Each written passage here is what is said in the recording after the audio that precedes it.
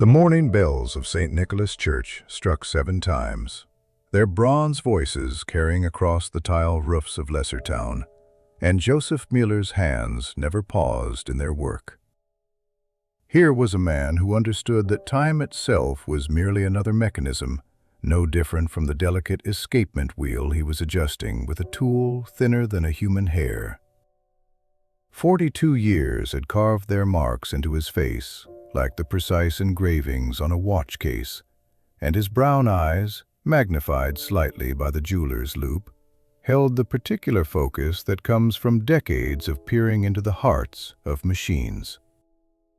The workshop occupied the ground floor of a narrow house squeezed between a bakery and a cobbler's shop, halfway up Nerudova Street.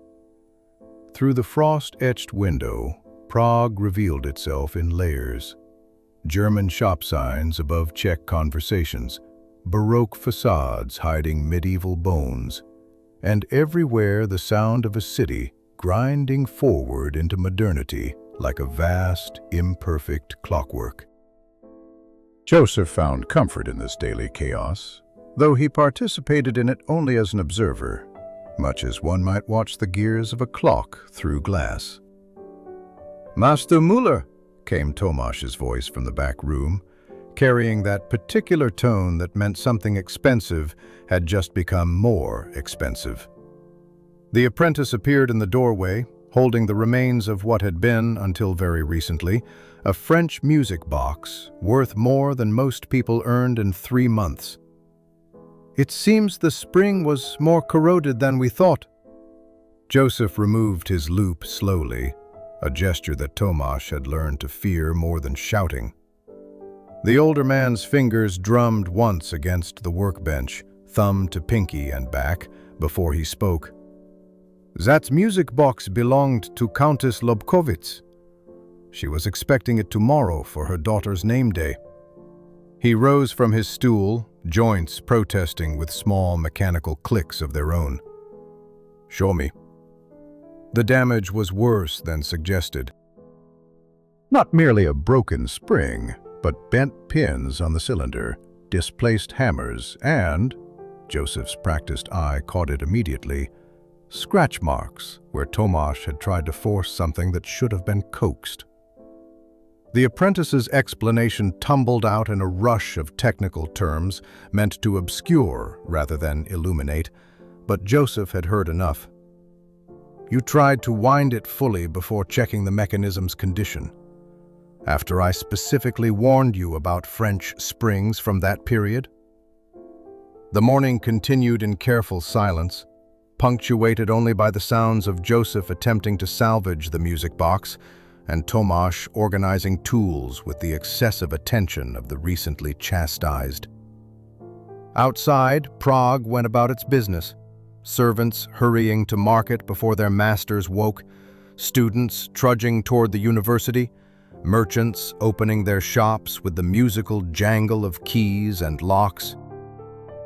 At noon, Marie Kellner arrived with Joseph's lunch, as she had every Tuesday and Thursday for the past 2 years. She was handsome in the way of women who had learned to value steadiness over beauty, her brown hair always precisely pinned, her dress practical but well-maintained. The tavern keeper's daughter had buried one husband already and seemed determined to acquire another before reaching 40. "You're looking thin," she announced, setting down a pot of goulash that filled the workshop with paprika and the promise of warmth. "A man needs someone to look after him properly." Joseph's attention remained fixed on a particularly stubborn gear. "I managed well enough, Marie. The human body is simply another machine requiring regular maintenance. Fuel, rest, occasional repairs." She made that sound in her throat, half laugh and half sigh, that women had been making at impractical men since time immemorial. "Machines don't get lonely, Joseph." He wanted to tell her that loneliness was merely an evolutionary mechanism to promote group survival, no different from hunger or cold. But something in her expression stopped him. 6 years since Clara's death, and he still found himself setting out 2 cups for morning coffee, still saved the interesting bits from newspapers to share with no one. "Perhaps not," he conceded, then added with his particular dry humor, "though I've seen music boxes that refuse to play properly without their matching partners." The afternoon brought Father Benedict for their weekly chess game, the old priest wheezing slightly from the climb up Nerudova Street. They played in companionable silence, the priest's moves deliberate and conservative, Joseph's methodical and unexpected.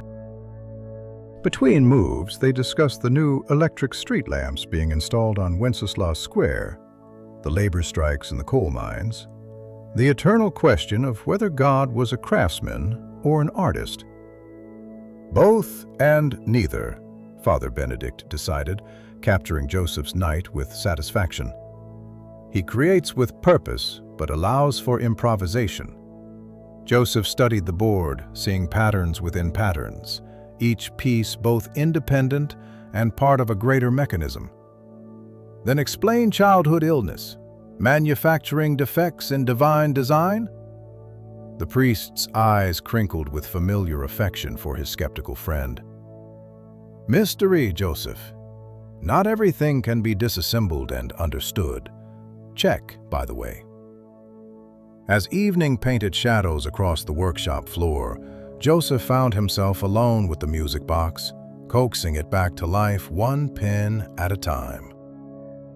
The work required absolute concentration, yet his mind wandered to Marie's words, to Tomasz's carelessness, to the strange comfort of knowing exactly what tomorrow would bring. Prague settled into night around him, gaslight pooling in golden circles on wet cobblestones, and somewhere a dog barked at shadows while lovers whispered promises they might even keep. 3 days after the music box incident, April arrived with unexpected warmth and an equally unexpected visitor. Joseph was examining the mainspring of a Vienna regulator clock when the shop bell rang with particular authority. Not the hesitant tinkle of a curious browser or the familiar rhythm of a regular customer, but the decisive announcement of someone accustomed to having doors open before they reached them.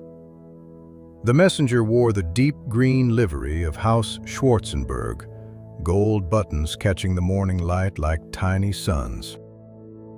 He was young, perhaps 20, with the studied blankness of expression that marked good servants in great houses. "Master Müller, Count Leopold von Schwarzenberg requests your immediate attendance at his estate. The matter concerns a mechanical curiosity of considerable delicacy." Joseph set down his tools with deliberate care. The Schwarzenbergs were old nobility, the kind whose ancestors had fought Turks at Vienna and whose portraits hung in castle halls from Bohemia to Styria. "Immediate attendance? I have commitments here, young man. Frau Lobkowitz expects—" "The Count will compensate you triple your usual rate," the messenger interrupted, then caught himself, adding more softly, "and he stressed that your particular expertise is essential. No other craftsman will suffice." Triple rate would more than cover the losses from Tomasz's mistake. Joseph found himself calculating quickly materials, time, the delicate balance of keeping his workshop solvent. "What kind of mechanical curiosity?" "The Count preferred to explain personally. My carriage is waiting." The journey to the Schwarzenberg estate took them away from the commercial heart of Prague, up the winding roads toward Petrin Hill, where the wealthy built their urban palaces far above the smoke and clamor.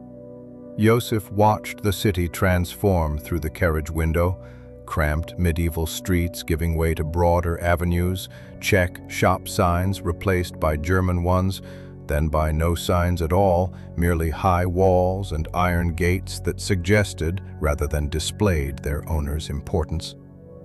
The estate itself sprawled across several acres, a Baroque fantasy of cream-colored stone and copper roofs aged to verdigris. Gardens stretched in geometric precision, every hedge trimmed to mathematical exactness, fountains throwing water in precise arcs that caught the light. Joseph recognized the work of master craftsmen in every detail. The ironwork gates, the carved lintels, the clockwork precision of beauty maintained by invisible hands. Count Leopold von Schwarzenberg received him in what could only be called a cabinet of curiosities, though that term hardly did justice to the collection. Automata lined the walls, a silver swan that supposedly could eat and digest metal fish, a rider monk bent eternally over his desk, a Turkish orchestra frozen mid-performance. The Count himself stood before the largest piece, a figure that made Joseph's breath catch despite his professional composure. "The Turk," Joseph murmured, recognizing the legendary chess-playing automaton that had mystified audiences from Vienna to Paris a century ago. The figure sat cross-legged behind a maple cabinet, dressed in fur-trimmed robes and a turban, one mechanical hand poised above an ivory chess set. "You know of it?" The Count turned, revealing a face that belonged in those ancestral portraits, sharp bones, pale eyes that seemed to look through rather than at.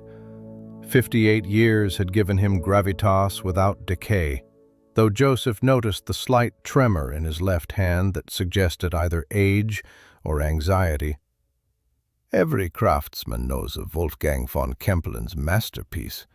It toured the courts of Europe, defeated Napoleon at chess. Though most believe, Joseph stopped, remembering his audience, that it was a hoax, a hidden operator. The Count's smile held no warmth. "I assure you, Master Müller, I have owned this device for 15 years and examined every inch. There is no space for a human operator. Yet." He paused, and Joseph saw something flicker across that controlled face. Fear? Wonder? "It plays." The Count led him to a side table where a leather journal lay open, its pages covered with chess notation. "Every night, without fail, I set up a position before retiring." Every morning, a move has been made. Not random moves, brilliant ones. Responses that would challenge Morphy or Steinitz. Joseph examined the journal, recognizing standard algebraic notation mixed with German commentary. The positions were indeed sophisticated, showing deep strategic understanding. "Servants? My staff are forbidden from entering this room after dark. The door is locked. I have the only key." The Count's fingers drummed against his leg, a nervous gesture that seemed foreign to his controlled demeanor. 3 nights ago, I remained hidden in the adjacent room, watching through a crack in the door. At precisely 2 in the morning, I heard the mechanism engage. Gears turning, the arm moving, the soft click of ivory on marble. Despite himself, Joseph felt the familiar tingle of a genuine puzzle. "You saw it move?" The room was dark, but yes, movement, deliberate and precise. "When I entered with a lamp, it sat exactly as you see it now, except the Black Knight had moved to Bishop 4. A perfect counter to my Sicilian defense." Joseph circled the automaton slowly, his trained eye cataloging details. The cabinet showed signs of age but excellent maintenance, the figure's robes dusty but intact. He knelt, examining the base, finding the expected access panels for the mechanical workings. "I'll need to examine the interior mechanism. This may require several visits." "You may have complete access. There are rooms prepared should you need to stay." The Count hesitated, then added, "Dr. Kratokville, our family physician, believes I am suffering from nervous exhaustion. He thinks these chess games are delusions brought on by isolation and obsession. Joseph met the Count's eyes directly, something that violated a dozen social protocols but seemed necessary. "Do you believe they are delusions?" "I believe in what I can see and verify. As I am told, do you?" The Count moved to a window overlooking the gardens. "They say you are a man who finds mechanical solutions to mysterious problems, that you have no patience for superstition or sentiment." "Machines are honest," Joseph replied, running his fingers along the automaton's cabinet, feeling for hidden latches or panels. "They do exactly what they were designed to do, no more or less. If this automaton is playing chess, then someone or something is making it play. The question is merely how and why." A knock interrupted them. The housekeeper entered, a handsome woman in her 30s with the kind of severe beauty that suggested intelligence constrained by circumstance. "Begging pardon, Count, but Dr. Krotokvil has arrived for his appointment." The Count dismissed her with a nod, then turned to Joseph. "Begin your examination. Anna will provide anything you require." He paused at the door, looking back at the Turk with an expression Joseph couldn't quite read. "Master Mueller, I need to know, is my house haunted by genius or madness?" Alone with the automaton, Joseph allowed himself a small smile. In his experience, the two were often indistinguishable, merely different names for the same mechanical deviation from the norm.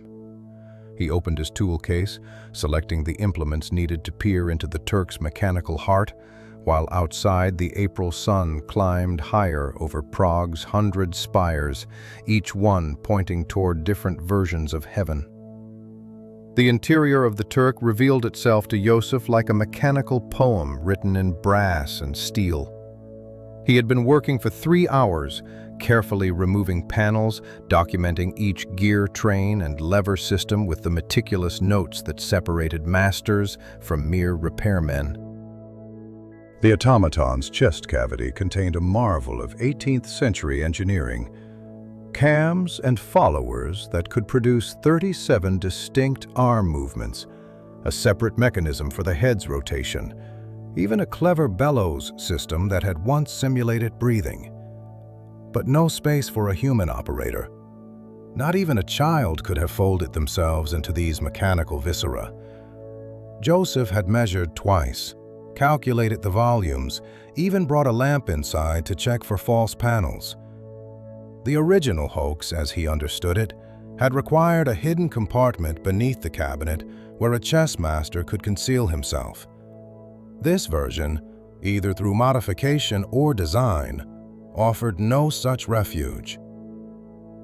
Anna Novotna brought tea at 4 o'clock, setting the tray down with movements so precise they seemed choreographed. Joseph noticed her eyes lingering on his technical drawings, tracking across the mathematical notations with unexpected comprehension. "You understand mechanical notation?" he asked, testing. She straightened, the mask of servitude slipping for just a moment. "My father was a clockmaker in Kutna Hora before the silver mines closed. I grew up reading such drawings." Then catching herself, "Will you require anything else, Master Mueller?" "Yes. Information. How long have these chess games been occurring?" Anna glanced toward the door, then spoke quietly. 3 months, perhaps 4. The Count first mentioned it shortly after Christmas. He thought perhaps mice were moving the pieces, then servants, then... She trailed off. "Then supernatural agents?" Joseph suggested with dry humor.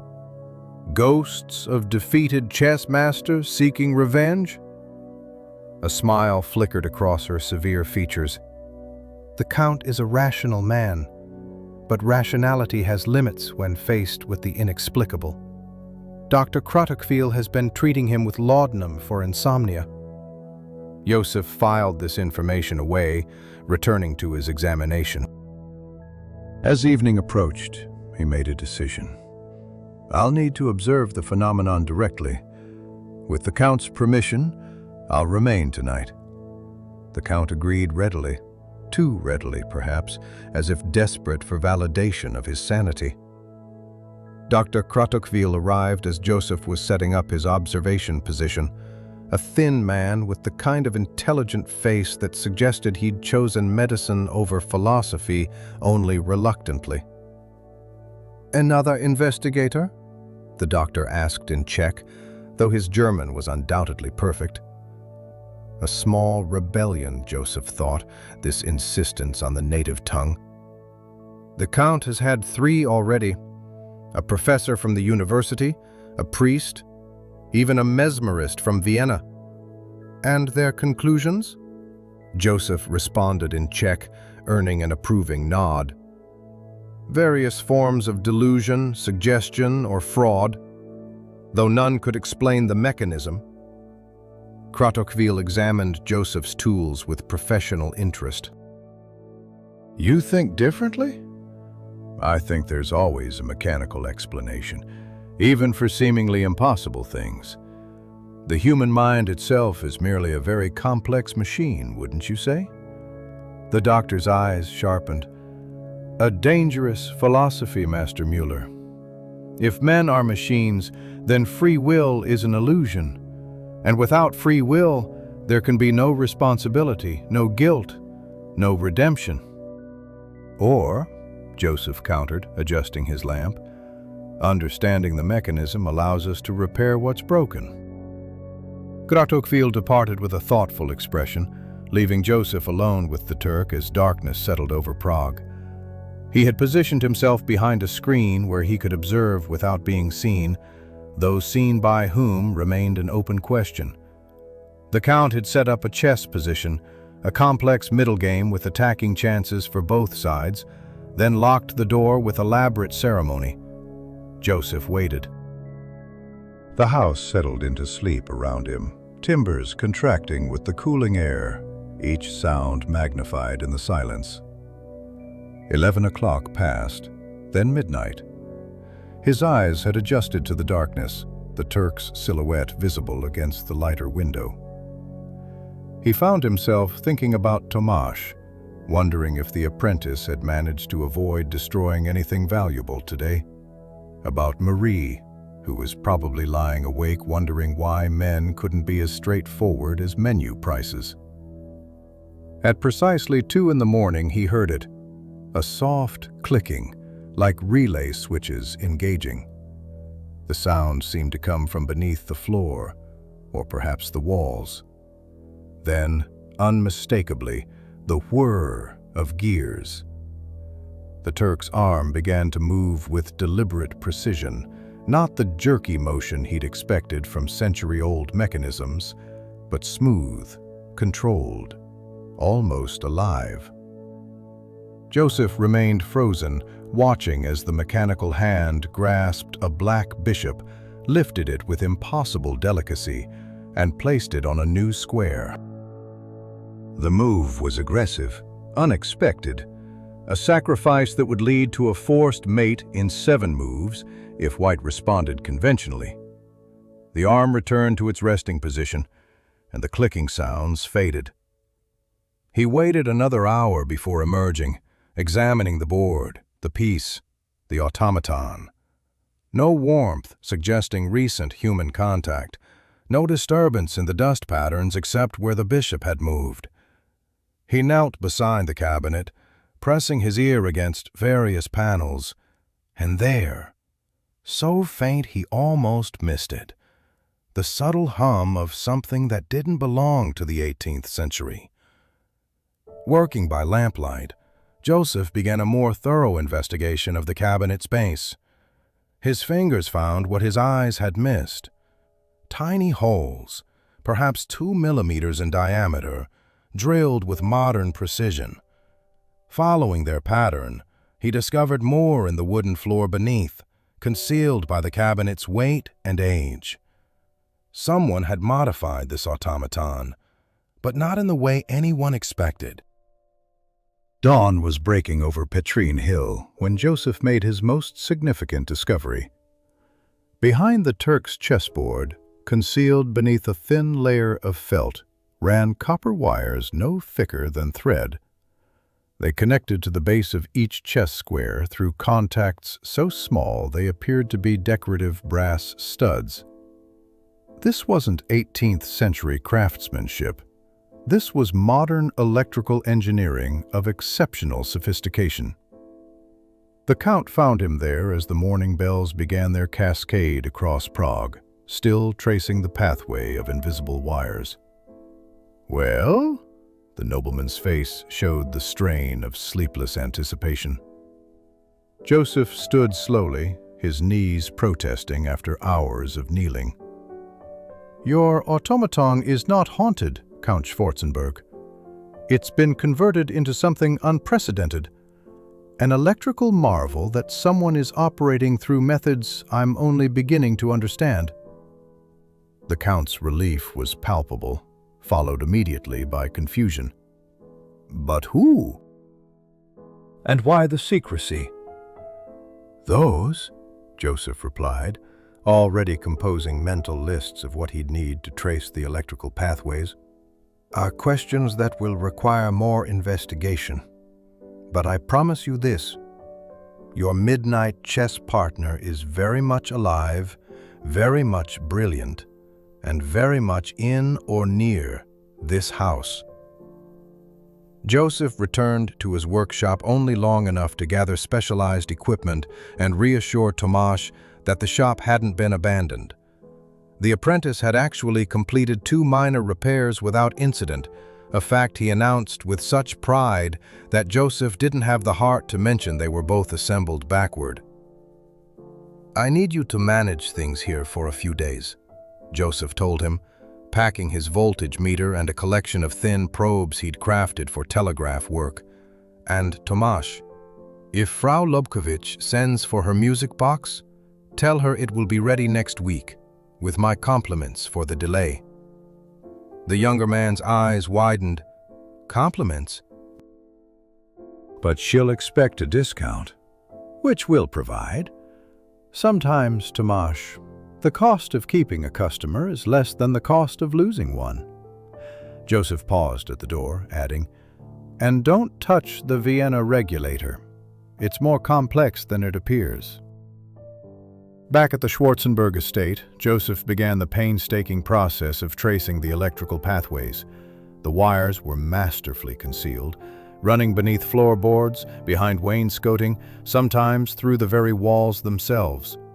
Whoever had installed this system had possessed not only exceptional technical knowledge, but also intimate familiarity with the house's construction.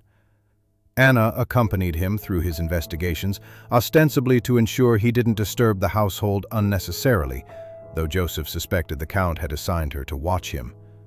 She carried his equipment without being asked, anticipated his needs for different tools, and occasionally made observations that revealed a sharp, technical mind.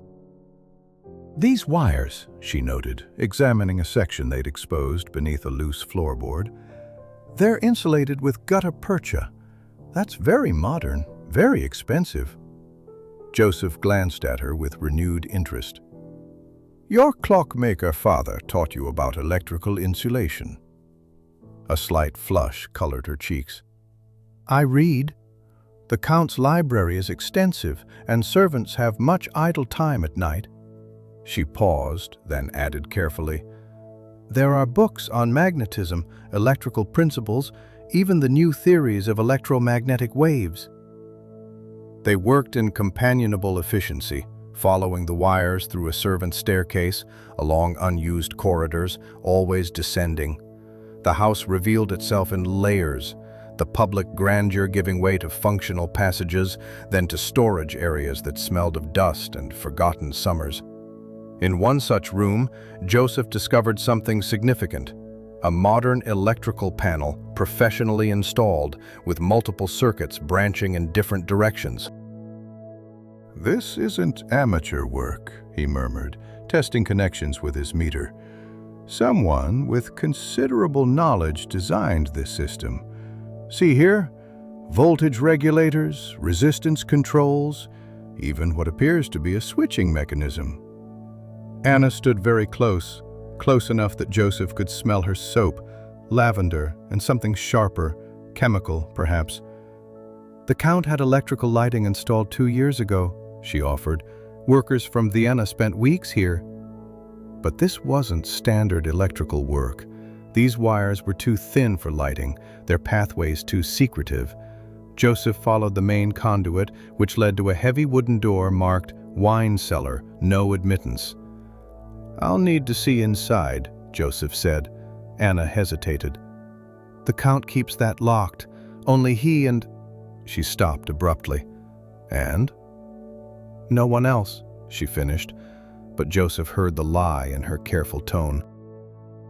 That evening, while the Count attended a municipal dinner in the city, Joseph convinced Anna to accidentally leave the cellar door unlocked during her rounds. What he found there made him stop and stare in wonder. Not wine racks, but a sophisticated electrical laboratory. Batteries in glass jars, electromagnetic coils, a telegraph key modified with additional contacts, and most remarkably, a complex switching board with 64 positions corresponding exactly to a chessboard's squares. Each switch connected to thin wires that disappeared into the ceiling, heading, Joseph realized, directly to the room above where the Turk sat. But the truly ingenious element was the detection system. Pressure plates beneath each square on the Turk's board that could sense when pieces were placed or removed, their signals traveling down to this hidden control room. "Beautiful," Joseph whispered, admiring the craftsmanship despite himself.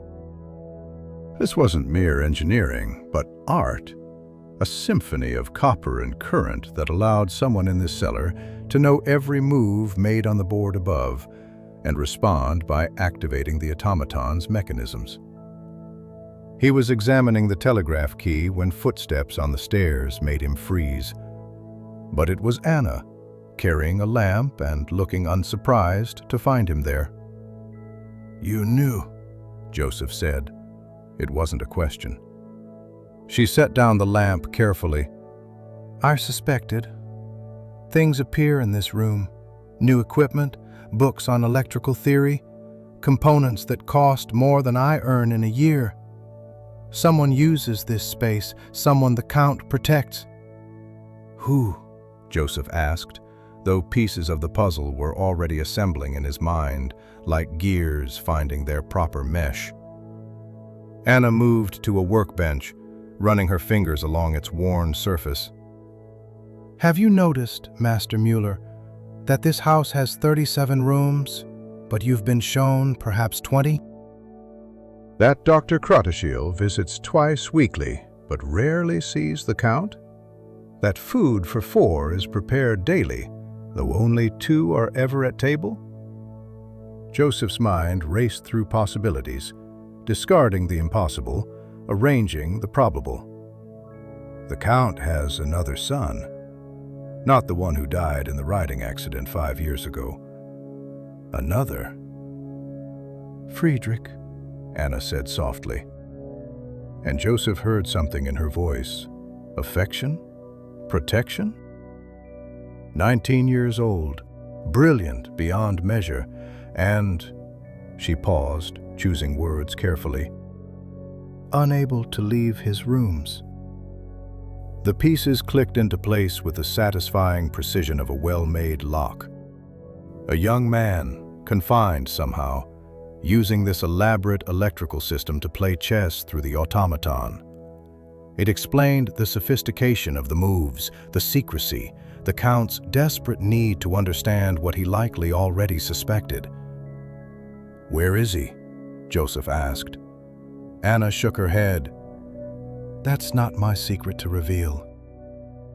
"But Master Mueller, please understand. This isn't mere deception. For Friedrich, these chess games are his only window to the world. his only way to touch something beyond his prison. Joseph thought of the brilliant moves he'd witnessed, the 7-move forced mate, the creative solutions to complex positions. Somewhere in this house, a young mind was crying out through copper wires and mechanical hands, desperate for connection, for challenge, for proof that brilliance could transcend physical limitation. "The Count doesn't know?" Joseph asked, though he suspected the answer. "He knows his son lives," Anna replied carefully. "What he doesn't know is that Friedrich has refused to remain buried. These midnight games started when the Count began leaving chess problems in the automaton room, talking aloud about positions, reminiscing about matches. Friedrich couldn't resist responding. The tragedy of it struck Joseph like a physical weight. A father and son, playing chess through an elaborate deception, neither able to acknowledge the other. He gathered his tools slowly, mind already working on the next phase of his investigation. The next morning arrived with unseasonable rain that turned Prague's cobblestones into treacherous mirrors. Joseph stood at the window of the automaton room, watching water streak the glass while his mind worked through the architectural impossibilities of the Schwarzenberg house. 37 rooms, Anna had said. But his careful mental mapping accounted for only 23, even allowing for servants' quarters and storage spaces. The Count had departed early for business in the city, leaving Joseph with unusual freedom to explore. He'd spent the dawn hours creating detailed floor plans, noting where walls seemed too thick, where chimneys suggested rooms that shouldn't exist, where the exterior dimensions failed to match the interior layout. "You're looking for him," Anna said from the doorway. Not a question, but a gentle acknowledgement. She carried a breakfast tray that she set down with her usual precision. "I'm looking for the truth," Joseph corrected, though he wondered if there was a difference.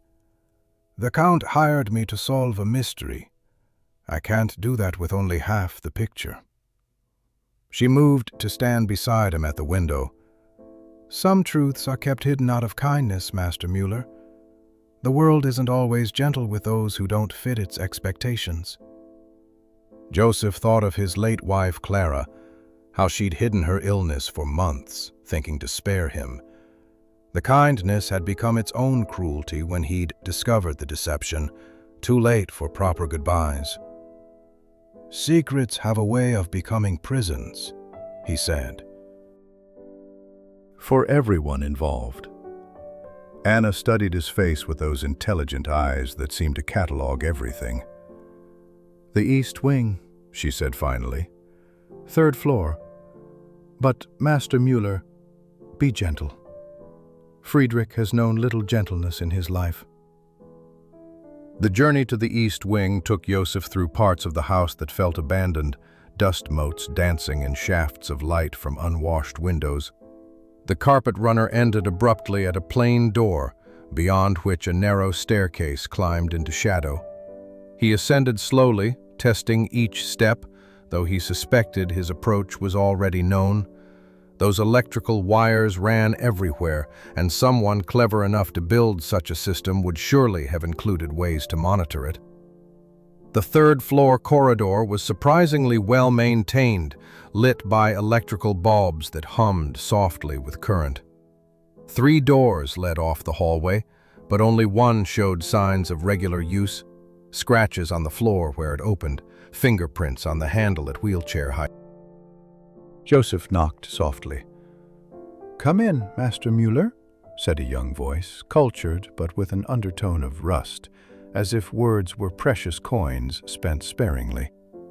"I've been expecting you." The room beyond defied every expectation. Joseph had imagined a sick room, medical equipment, the smell of carbolic and resignation. Instead, he found a laboratory that would make university professors weep with envy. Electrical apparatus covered every surface, galvanic cells, induction coils, telegraph sounders, and devices Joseph couldn't immediately identify. Books towered in precarious stacks, Maxwell's treatises on electromagnetism, Helmholtz on the conservation of force, chess manuals in 4 languages, and in the center, positioned to reach everything within arm's length, sat Friedrich von Schwarzenberg. The young man bore his father's sharp features softened by youth and sharpened by suffering. 19 years had given him height but not bulk, his body twisted in the chair that had become his world. His legs, Joseph noted with professional detachment, were atrophied beneath a blanket, but his hands moved with fluid grace as they adjusted a complex circuit board, the same hands that commanded the Turk through copper wires and careful planning. Duchenne's disease, Friedrich said, noting Joseph's assessment. Progressive muscular dystrophy, though Dr. Krautoville prefers Latin terms that sound less frightening. I've been unable to walk for 3 years, and in another 3, I'll likely be unable to breathe. Chess, Master Mueller, is my rebellion against inevitability. Joseph moved closer, examining the apparatus that surrounded the young man. This is remarkable work. The electromagnetic control system, the pressure sensors. You designed all this? A smile transformed Friedrich's face, years falling away to reveal the enthusiastic boy beneath. With Anna's help, she brings me books, components, carries messages to suppliers who think they're filling orders for the university. She's taught me as much as I've taught myself. And your father? The smile faded. Believes I should accept my fate with noble resignation. He visits daily, speaks of trivial things, never acknowledging that my mind races while my body fails. The chess games. Friedrich paused, fingers moving across his control board with unconscious precision. They began as a way to reach him. He used to play with my older brother before the accident. I thought, perhaps... Joseph understood. The elaborate deception wasn't mere intellectual exercise, but a son's desperate attempt to connect with a father who couldn't bear to see him as he was. He speaks to the automaton sometimes, Joseph offered, discusses positions, analyzes moves. He admires the unknown player's brilliance. Unknown, Friedrich repeated bitterly. Yes, better an unknown genius than a crippled son. They sat in silence while rain drummed against the windows. Joseph found himself thinking of all the broken mechanisms he'd repaired over the years. How sometimes the fault lay not in the gears, but in the design itself, in assumptions about how things should work rather than how they did. Show me, Joseph said finally. Show me how you play. Friedrich's eyes lit up again. He demonstrated the control system with infectious enthusiasm, how each square's pressure sensor told him the current position, how he could activate specific mechanisms in the Turk to move pieces, how he'd modified the century-old automaton without destroying its historical integrity. The telegraph key had been reconfigured to send complex signals, each combination triggering different movements. The original Turk was a hoax, Friedrich explained, but a brilliant one. Kempelen understood that people wanted to believe in mechanical intelligence. I've simply updated his deception for an electrical age. Joseph watched the young man work, seeing not disability, but adaptation, not limitation, but innovation. Here was a mind that had turned prison into laboratory, isolation into invention. What if, Joseph said carefully, the deception could end? What if your father could know the truth? Friedrich's hands stilled on the controls. He knows I exist. That's all he can bear to know. Some truths, Master Mueller, are too heavy for those who insist on carrying shame along with love. Outside, the rain was diminishing, leaving Prague washed and gleaming. Joseph thought of his workshop, of Tomasz probably destroying something valuable, of Marie waiting with her practical hopes. But here, in this hidden room with its brilliant prisoner, he'd found something more complex than any mechanism.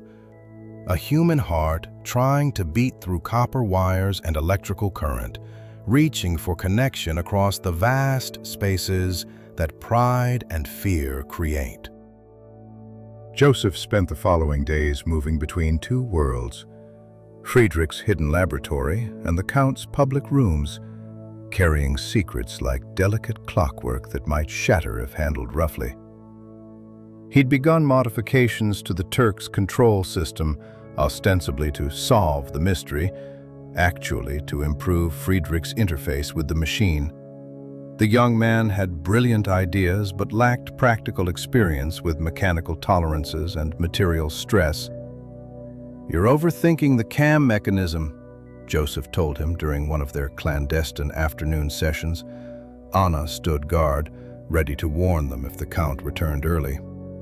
"Elegance in engineering isn't about complexity. It's about achieving the most with the least." Friedrich absorbed everything with hungry intelligence, his questions revealing depths of understanding that would have impressed Joseph's university-educated clients. They worked together on reducing the lag between control input and mechanical response, Friedrich suggesting electrical solutions, while Joseph translated them into mechanical reality. It was during these sessions that Joseph truly understood the dimensions of the young man's prison. Friedrich hadn't left these 3 rooms in 18 months. His world consisted of what could be brought to him, what could be observed from his windows, what could be imagined from books and derived from equations. "I used to dream of studying in Vienna," Friedrich confided one evening as they tested new electromagnetic relays. "Professor Boltzmann himself wrote to Father about my mathematical proofs.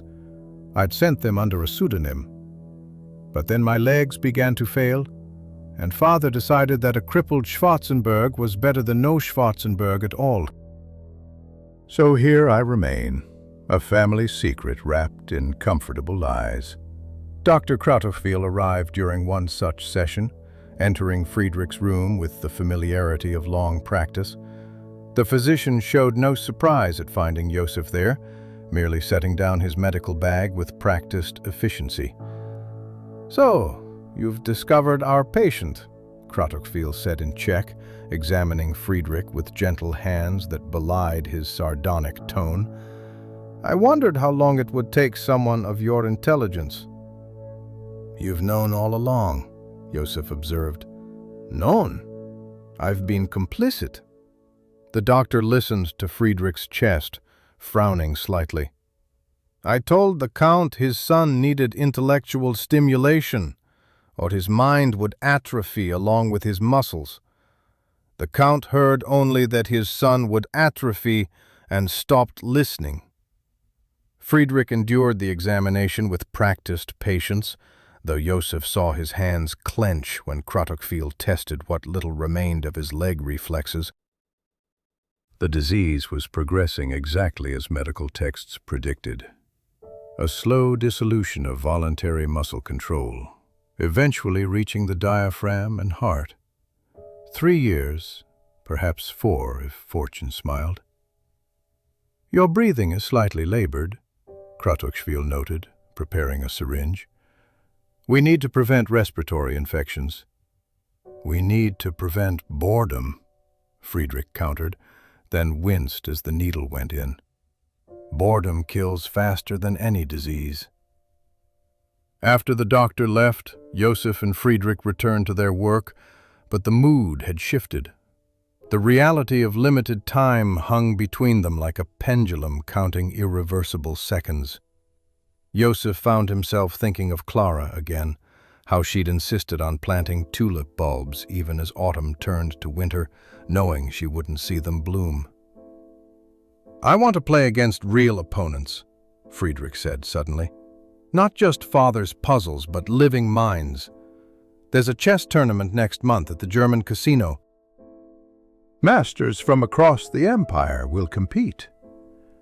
Joseph saw the impossibility immediately.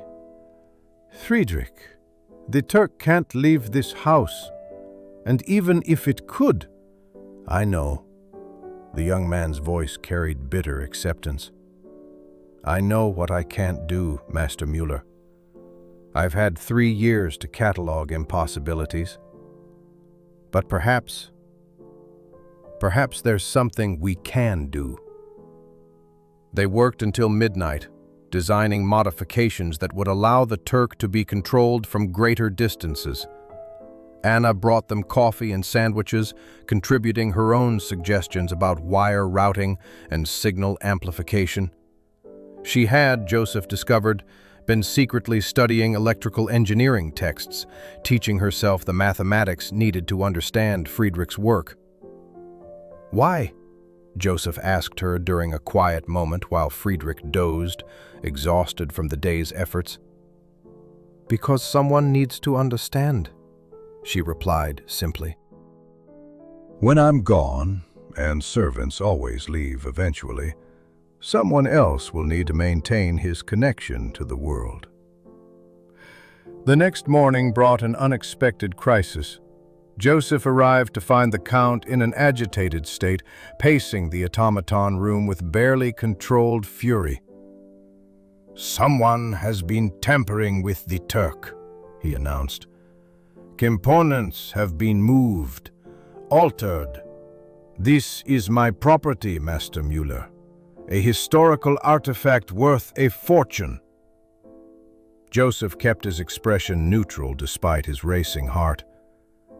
"I've been making minor adjustments as part of my investigation. I apologize if I've overstepped." "Overstepped?" The Count's pale eyes flashed. "You were hired to solve a mystery, not redesign the mechanism. And now Dr. Kratokville tells me you've been asking questions about my family, about private medical matters that don't concern you." Here was the moment Joseph had been dreading.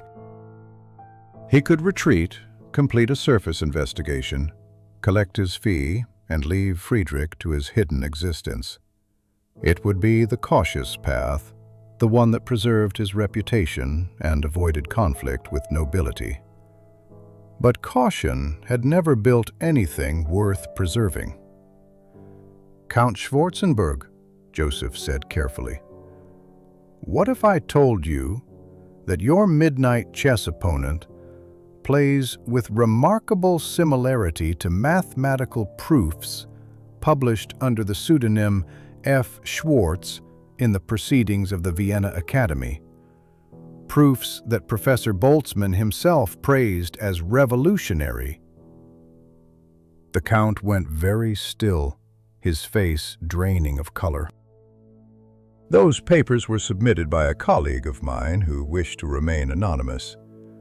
A colleague who uses the same notation system, makes the same characteristic errors in German grammar, placing verbs in positions more common to someone who learned Czech first, and whose handwriting, if compared, would match letters you've perhaps found but never acknowledged." The silence stretched between them like a taut wire. Finally, the Count sank into a chair, suddenly looking every one of his 58 years. "You don't understand," he said quietly. "Friedrich was supposed to be my legacy, my contribution to the Empire's greatness. Instead, I have a son who," he gestured helplessly, "who has overcome more obstacles than most men face in a lifetime," Joseph completed, "who has taught himself advanced mathematics and electrical engineering from a wheelchair, who plays chess at a master level despite never attending a single tournament." "Count, your son isn't your shame. He's your triumph." The Count's hands trembled as he covered his face, and Joseph saw not the aristocrat, but the father, torn between love and the crushing weight of social expectation. In that moment, the mechanical master understood that some prisons were built not of walls but of fear of judgment, of pity, of a world that measured worth by the straightness of spine rather than the brightness of mind. The confrontation Joseph had engineered took place in the library, neutral ground between the Count's public sphere and Friedrich's hidden realm. Rain lashed against tall windows while three men sat in careful formation, the Count rigid in his wingback chair, Friedrich positioned near the fire where warmth might ease his muscle pain, and Joseph standing like a mediator between two opposing clockworks that needed synchronization. 19 years, the Count began, his voice hollow. 19 years since you were born, and I've failed you for the last 3. Friedrich's hands gripped his chair's arms. You've hidden me for 3. There's a distinction. Joseph watched them circle each other with words, two brilliant minds that shared blood but couldn't share truth. The Count's shame was a tangible presence, while Friedrich's bitter resignation filled the spaces between sentences. Anna had positioned herself by the door, officially arranging flowers but actually standing guard against interruption. When your brother died, the Count continued, staring at the fire rather than his son, I told myself God was testing our family's strength. When your illness manifested, I thought it was punishment for some unknown sin. But seeing what you've built, these mechanisms, this impossible chess, he finally looked at Friedrich directly. I don't understand how you've done it. The same way I've done everything since the disease took my legs, Friedrich replied. By refusing to accept that physical limitation means intellectual death. You taught me that, actually, before you decided I was too broken to remember your lessons. Joseph intervened before the hurt could deepen. Count Schwarzenberg, your son has created something unprecedented. This isn't mere clever engineering. It's a new form of human-machine interface. Universities across Europe would compete to study his work. Universities, the Count repeated with bitter humor. Yes, they'd study him indeed, display him like a curiosity. See the crippled genius, marvel at what he achieves despite his deformity. Is that the future you envision? Friedrich laughed, a sound sharp as breaking glass. As opposed to my current situation? At least as a curiosity, I'd exist. Currently, I'm a ghost haunting my own life. The Count flinched, and Joseph saw the moment's possibility, the crack in the wall where understanding might enter. He pulled out a chess set from his bag, one he'd brought specifically for this purpose, and began setting up a position. This was the game from 3 nights ago. Friedrich played black, you played white. Tell me, Count, what did you feel when you saw Black's knight sacrifice? Despite himself, the Count leaned forward. Surprise, admiration. It was unexpected but inevitable once revealed. The kind of move Morphy might have made in his prime. That's your son's mind, Joseph said simply. That brilliance you admired, that creativity you praised to the empty room. That's Friedrich. Every night for months you've been playing against the very legacy you thought you'd lost. Father and son looked at each other across the chessboard, and Joseph saw years of miscommunication crystallize into a single moment of recognition. The Count's hand trembled as he reached out, not quite touching Friedrich's twisted fingers. Can you forgive an old fool's pride? The Count whispered. Friedrich's response caught in his throat. "Can you forgive a son who couldn't be what you needed?" They sat in silence while rain continued its assault on Prague. Joseph began explaining his proposal, a modified system that would allow Friedrich to demonstrate the Turk publicly without revealing the operator. Selected exhibitions, carefully controlled, presenting the automaton as a marvel of restored engineering rather than exposing Friedrich to scrutiny. "There's a young inventor in America," Joseph explained, "named Tesla, who claims electricity will transform human society. Your son's work parallels his theories. With proper presentation, Friedrich could contribute to scientific advancement without becoming a spectacle." Anna stepped forward, surprising them all. "I've been corresponding with the Prague Technical University," she said, producing letters from her apron. "Professor Zanger is interested in Friedrich's electromagnetic research. He's willing to evaluate work submitted by correspondence." The Count stared at his housekeeper with new eyes. "You've been part of this conspiracy all along." "I've been part of keeping your son alive," Anna corrected with quiet dignity. "Not just his body, but his mind, his spirit. That's what servants do, Count Schwarzenberg. We maintain what matters, whether anyone notices or not." Dr. Krotokvil arrived as if summoned by the emotional climate, taking in the scene with practiced assessment. "Well, the secret's fully out, I see. Good. Medical literature suggests that isolation accelerates the progression of Duchenne's. Social engagement, intellectual stimulation, purposeful work, these aren't mere comforts but actual therapeutics." They spent the remaining afternoon planning, the Count's military precision combining with Friedrich's innovative thinking and Joseph's practical engineering. They would modify the Turk for a demonstration at the German casino's tournament, not as a competitor, but as an exhibition, a marvel of restoration celebrating the history of mechanical ingenuity.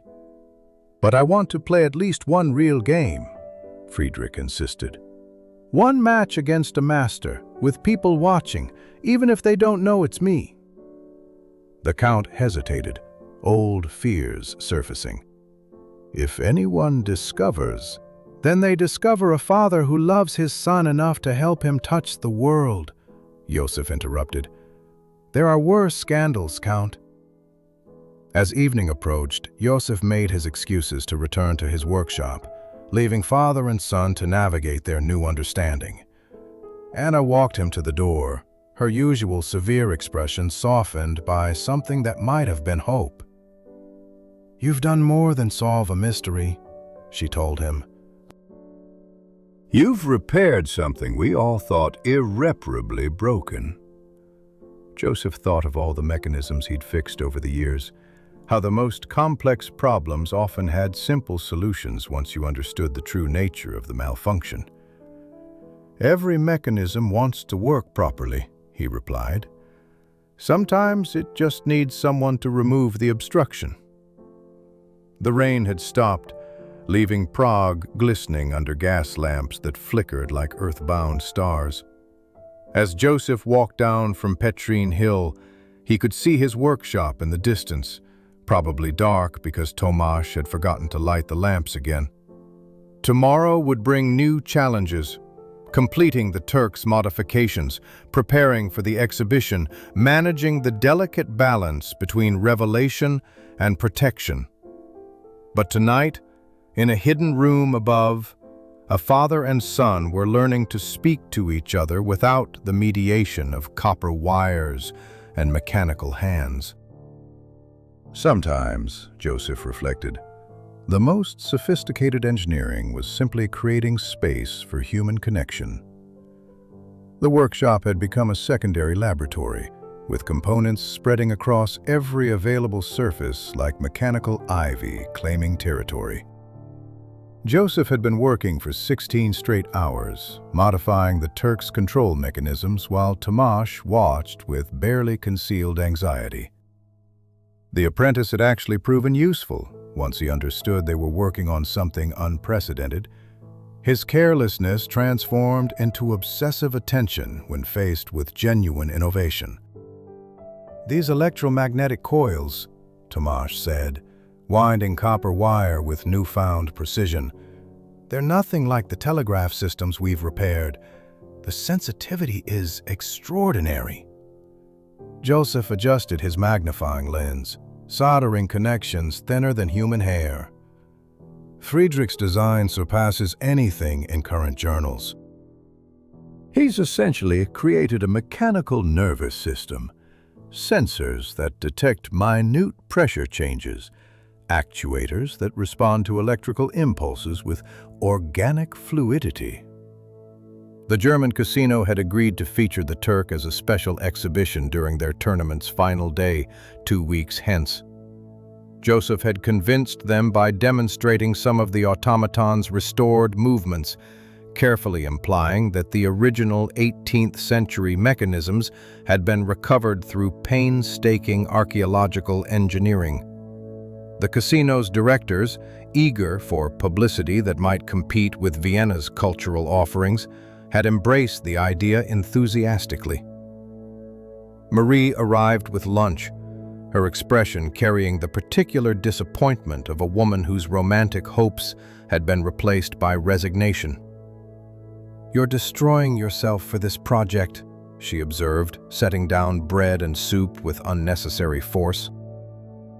The baker's son says you haven't slept properly in a week.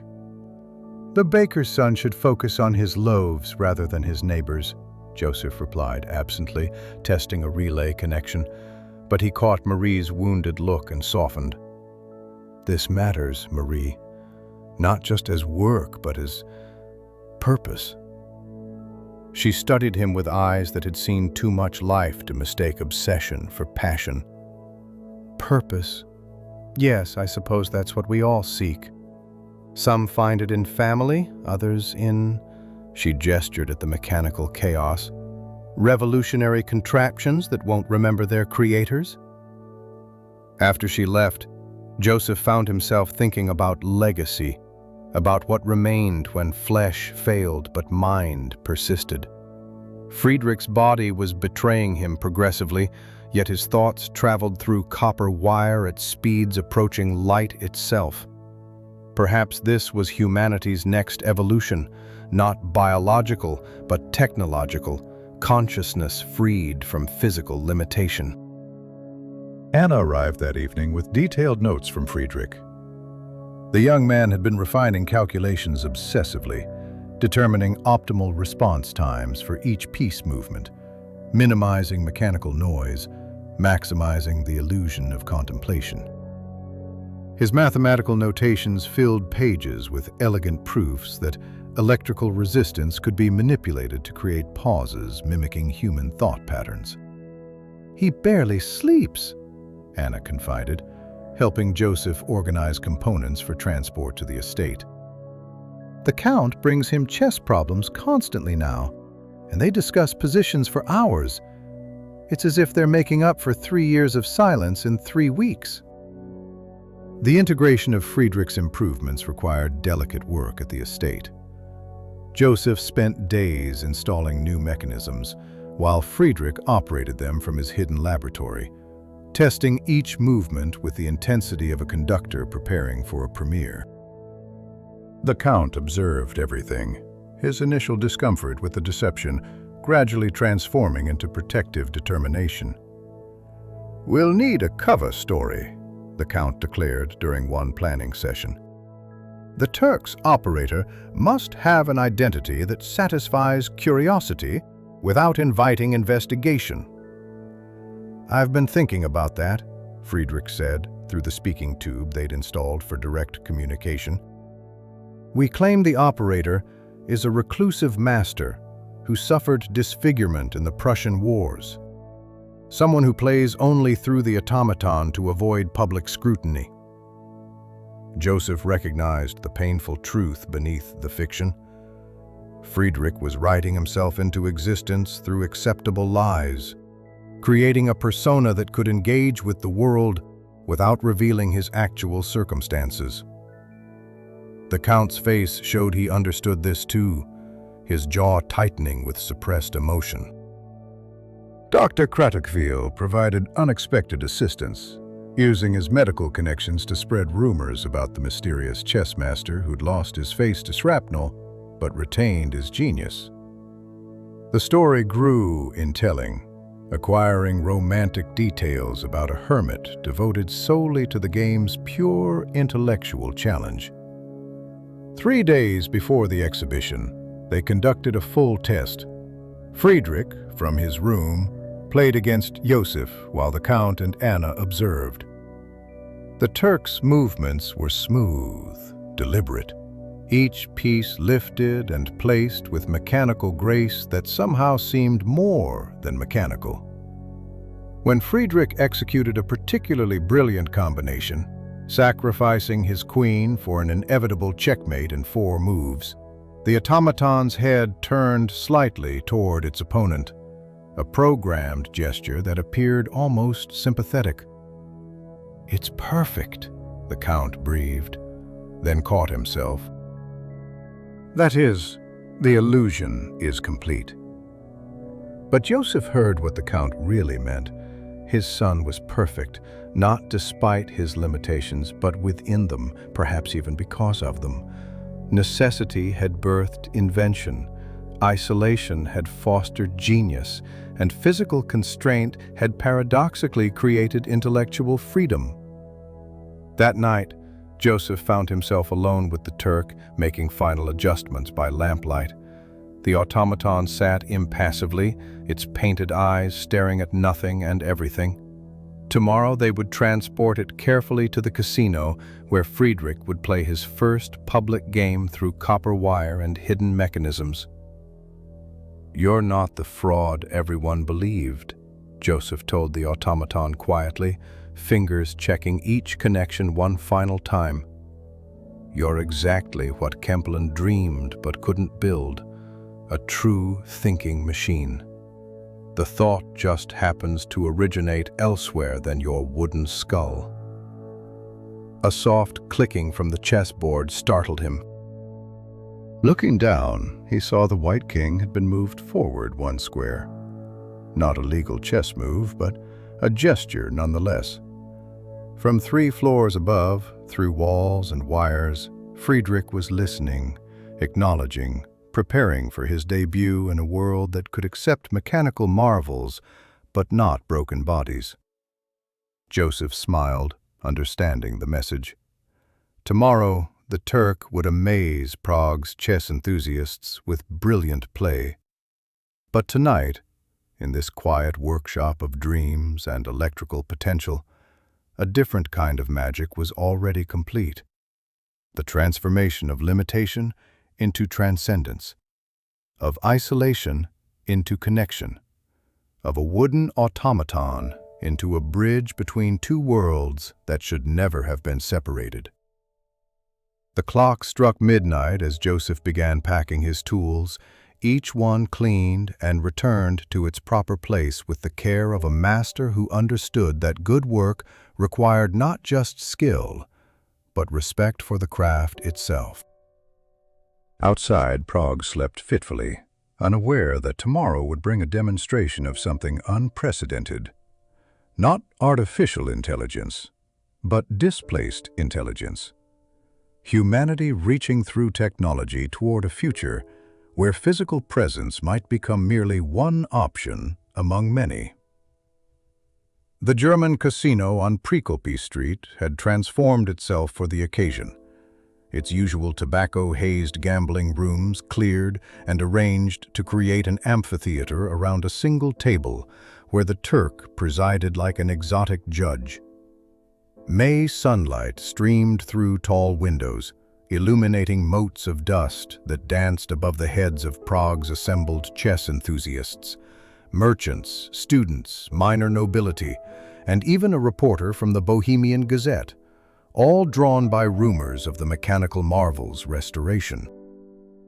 Joseph stood beside the automaton, playing the role of demonstrator, while his mind tracked the invisible signals flowing through concealed wires to Friedrich, who waited in a specially prepared room 2 buildings away. They'd spent the previous night installing the remote connection, running cables through sewers and forgotten conduits, Anna keeping watch while Joseph and the Count worked with desperate precision. "Ladies and gentlemen," the casino's director announced with theatrical flair, "we present the legendary Turk, restored to its original glory by Master Joseph Müller, playing against Herr Wilhelm Steinberg, champion of our spring tournament."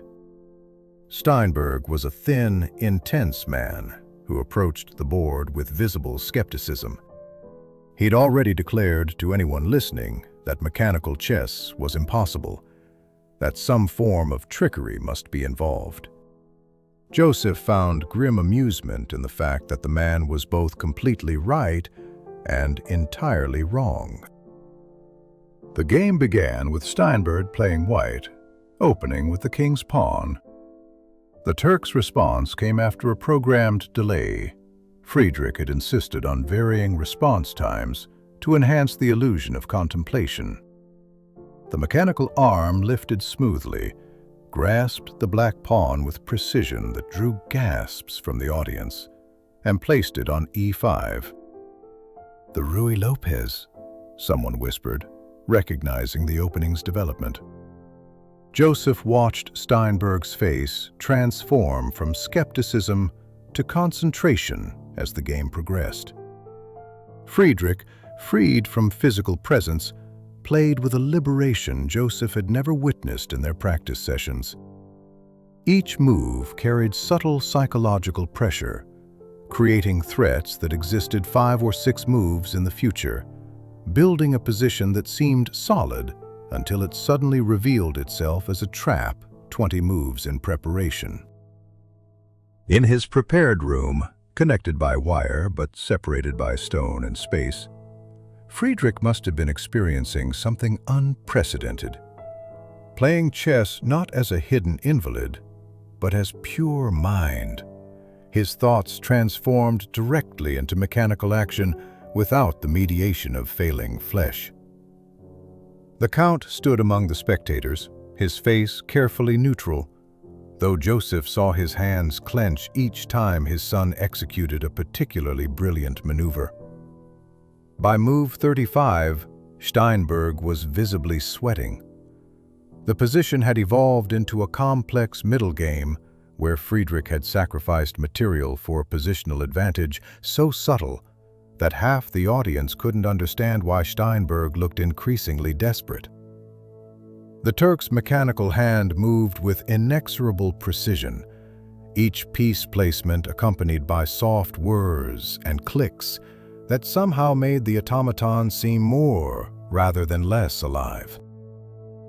"Remarkable," breathed Professor Krauss from the university, who'd been recording the game in notation. "The machine appears to be playing in the style of Paul Morphy, but with modern positional understanding. How is this possible?" Joseph delivered his prepared explanation about restored mechanisms and recovered programming, using enough technical terminology to sound authoritative while revealing nothing substantial. Meanwhile, the game continued its elegant destruction of Steinberg's position. Anna appeared at Joseph's elbow, having arrived separately to avoid suspicion. She whispered urgently, "Dr. Kratochvil is with Friedrich. His breathing is labored from excitement, but he insists on continuing." Joseph felt the familiar tension between success and safety, between achievement and preservation. But this was Friedrich's moment, perhaps one of the few he'd have. And who was Joseph to weigh the value of extended existence against the worth of truly living? Move 42 brought the crisis. Steinberg, seeing inevitable defeat, attempted a desperate counterattack that required precise calculation to refute. The Turk sat motionless longer than usual, its painted eyes staring at the board while hidden mechanisms awaited Friedrich's decision. The audience leaned forward collectively, as if proximity might reveal the automaton's secrets. Then, with smooth certainty, the mechanical hand reached out and moved a bishop to a square that seemed to abandon defense entirely. A murmur of confusion rippled through the crowd until Professor Krauss suddenly exclaimed, "Brilliant! It's a forced mate in 7 moves. Black's king has no escape." Steinberg studied the board for long minutes, his face cycling through disbelief, calculation, and finally resignation. He tipped his king in surrender, then stood and bowed to the Turk with genuine respect. "I have been defeated by superior play," he announced to the room. Whether the intelligence is mechanical or otherwise, it deserves acknowledgement. The audience erupted in applause and animated discussion. The Count made his way to Joseph's side, his composed mask slipping enough to show paternal pride. "My son?" he asked quietly. "Triumphant," Joseph replied, watching as people crowded around the Turk, examining its mechanisms with the fascination humans always showed for mirrors of themselves. The reporter from the Gazette was particularly persistent, pressing Joseph for technical details about the restoration. "Our readers will want to understand how a machine can play at master level. Surely there must be some explanation beyond mere gears and springs." Joseph smiled enigmatically. "Consider that we ourselves are mechanisms of flesh and bone, electrical impulses and chemical reactions. Why should intelligence require organic substrate?" Perhaps the Turk demonstrates that thought itself is simply a pattern, regardless of the medium expressing it. As the crowd gradually dispersed, arguing about whether they'd witnessed genuine mechanical intelligence or elaborate deception, Joseph began the careful process of preparing the Turk for transport. Anna helped him disconnect the hidden cables while maintaining the appearance of simply packing equipment. "Friedrich wants to know if he played well," she said softly. Joseph thought of the young man waiting in his hidden room, probably exhausted but exhilarated, having touched the world through copper wire and mechanical hands. "Tell him he played perfectly. Not just the chess, but the entire performance." The Count lingered after everyone else had departed, standing before the Turk with an expression Joseph had never seen him wear, something between wonder and grief. "Today, my son was complete," he said quietly. "For 2 hours, his limitations didn't exist. He was purely what he was meant to be." "He's always been complete," Joseph corrected gently. "Today, others simply got to witness it." As they supervised the Turk's careful loading onto a covered wagon, Joseph noticed Tomasz among the dispersing crowd, watching with the intensity of someone memorizing every detail. The apprentice had actually closed the shop to attend, a decision that would normally warrant severe reprimand. But seeing the awe in the young man's eyes, Joseph decided that some lessons were worth more than a day's business. Late May arrived with lilacs blooming in the courtyard behind Joseph's workshop, their scent drifting through open windows to mingle with machine oil and metal shavings. 6 weeks had passed since the Turk's exhibition, and Prague had slowly absorbed the event into its catalog of wonders, the mechanical chess player becoming another story told in taverns and coffee houses, growing more elaborate with each retelling.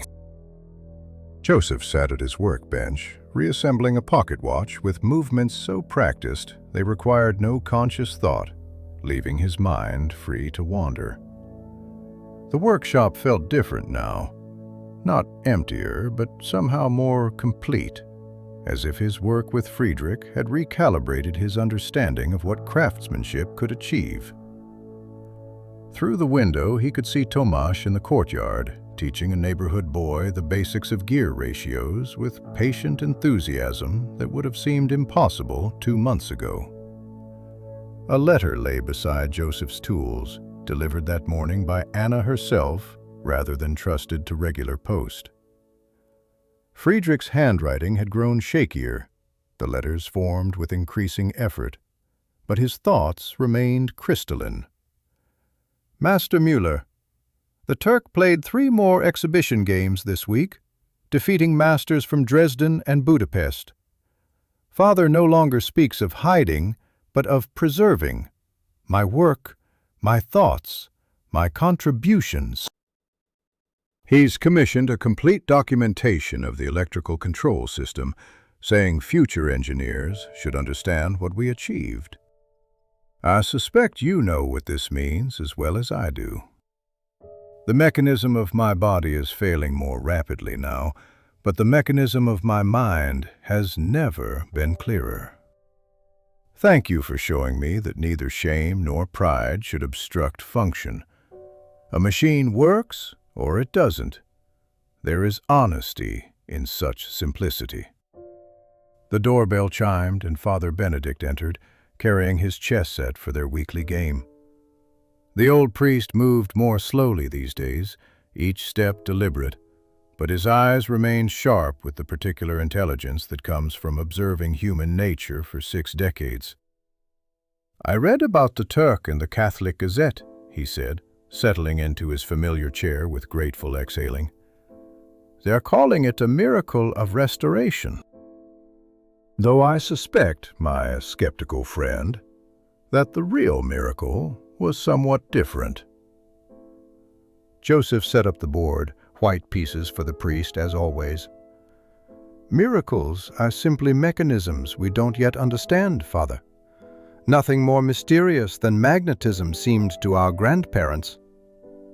Perhaps, Benedict allowed, opening with his characteristic queen's pawn. But some mechanisms operate on principles beyond the physical. That young Schwarzenberg boy, for instance. The one who supposedly died 3 years ago, but whose chess games appear in journals under pseudonyms? Such mechanisms of deception serve higher purposes, wouldn't you say? Joseph studied the board, understanding that the priest knew everything and had chosen compassionate silence. They played without further discussion of the Turk, the afternoon light shifting across the workshop floor in familiar patterns. Between moves, Joseph found himself thinking about patterns, in gears, in chess, in the lives that intersected briefly before spinning off on their own trajectories. Marie hadn't visited in 2 weeks, having finally accepted what Joseph had known all along, that some people were meant for solitude, not from misanthropy, but from a fundamental incompatibility with the compromises of shared existence. She'd begun walking out with the baker's son, a kind man who would give her the stable life she deserved. Joseph felt only relief and a distant fondness, the way one might regard a well-made tool that served admirably in someone else's hands. "Check," Father Benedict announced, his rook threatening Joseph's exposed king. Joseph castled queenside, the move he'd been preparing for 6 turns. "You know, Father, I've been thinking about free will again. If we could trace every cause and effect, map every influence and reaction, would human behavior become as predictable as clockwork?" The priest chuckled, recognizing the familiar philosophical sparring. "You're asking if we're all automatons, like your famous Turk?" "Perhaps we are, Joseph. But automatons with the illusion of choice. And perhaps the illusion is indistinguishable from reality." A commotion in the street drew their attention. Through the window they could see a funeral procession passing, black carriages, horses with plumes, mourners in formal dress. Joseph recognized the Schwarzenberg coat of arms and felt his chest tighten. But then he saw Friedrich himself, propped carefully in a special chair, very much alive, though clearly fragile. The procession was for someone else, some distant relative perhaps, but Friedrich had been brought to observe, to exist publicly, if briefly. The young man's eyes found Joseph's window, and for a moment, creator and creation. For what was Friedrich now but a new form of human-machine hybrid, acknowledged each other. Then the procession moved on, carrying Friedrich back to his hidden rooms where he would continue his work until the biological mechanism failed entirely. "Your move," Father Benedict prompted gently. Joseph returned to the game, pushing his bishop forward in an attack that would either win or lose everything.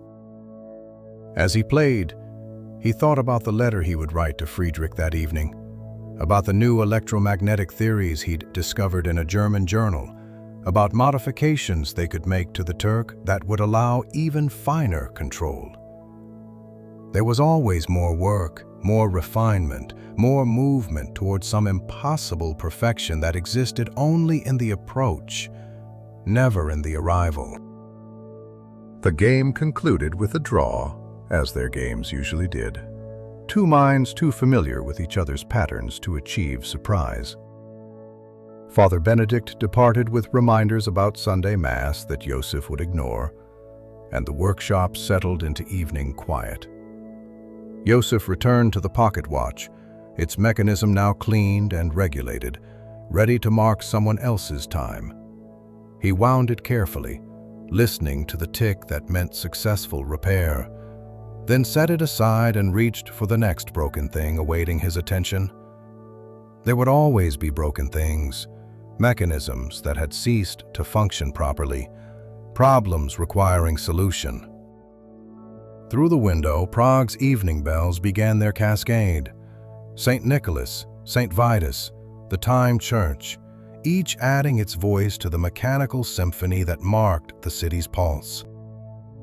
Joseph worked on, his hands steady, his mind already engaged with tomorrow's challenges, finding in the honest interaction of gear and spring a satisfaction that no human complication could provide.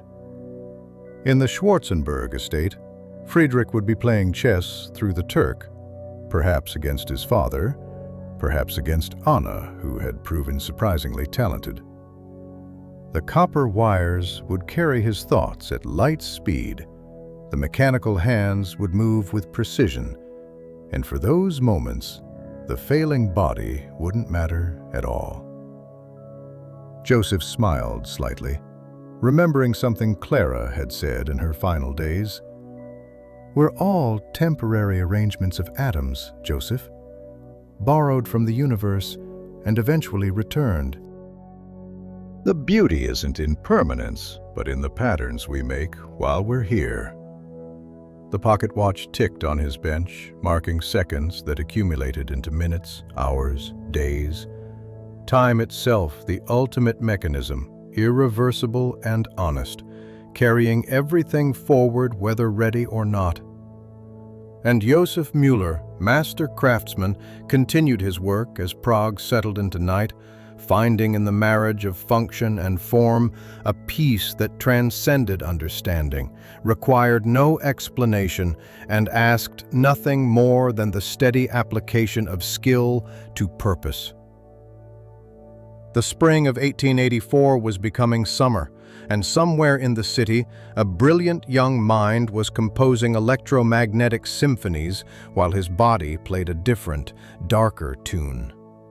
But tonight, in this workshop where broken things became whole again, such contradictions seemed less like tragedies and more like the complex gearing of existence itself, mysterious, inevitable, and perfect in its very imperfection.